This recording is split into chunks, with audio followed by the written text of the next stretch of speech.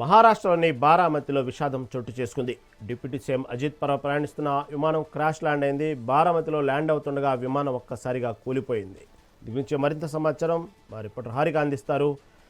హారిక, ఒక్కసారిగా విషాదమైన వార్త ఒక్కసారిగా మహారాష్ట్రలోని బారామతిలో చోటు చేసుకుంది. డిప్యూటీ సీఎం అజిత్ పవార్ ప్రయాణిస్తున్న విమానం క్రాష్ ల్యాండ్ అవుతుండటంతో బారామతిలో ల్యాండ్ అవుతుండగా విమానం ఒక్కసారిగా కూలిపోయినట్లు అర్థమవుతోంది. దీంట్లో ఎటువంటి సాంకేతిక లోపంతోనే ప్రధానంగా కారణం అని తెలుస్తోంది. ప్రస్తుతం దీని గురించి తాజా అప్డేట్ ఏంటి?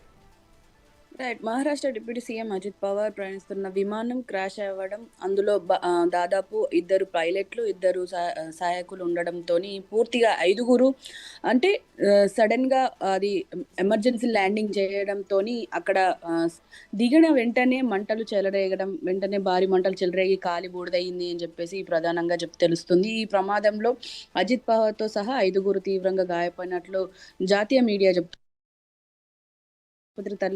తరలించి చికిత్స చేయిస్తున్నప్పటికీ స్పాట్ లో కొందరు మృతి చెందిన ఆనవాళ్లు కూడా ఉన్నాయి అని చెప్పేసి, వాళ్ళు ఎవరన్నది ఇంకా తెలియాల్సి ఉంది అని చెప్పేసి అధికారులు వెల్లడిస్తున్నారు. ఇందులో ముఖ్యంగా ప్రస్తుతం స్పాట్ లో ఒక సహాయక చర్యలు ప్రస్తుతం జరుగుతున్నాయి. పోలీసులు అధికారులు అక్కడికక్కడ చేరుకొని మంటల్ని అదుపు చేసే ప్రయత్నం అయితే జరుగుతుంది. రహీం, అందులో బారామతిలో బహిరంగ సభకు వెళ్తుండగా విమానంలో సాంకేతిక లోపం తలెత్తడంతో ఇప్పుడు ఎమర్జెన్సీ ల్యాండింగ్ కు ప్రయత్నించిన సమయంలో ఇది క్రాష్ అయినట్లు తెలుస్తుంది. ఈ ప్రమాదం మీద ఇంకా డీటెయిల్స్ రావాల్సి ఉంది.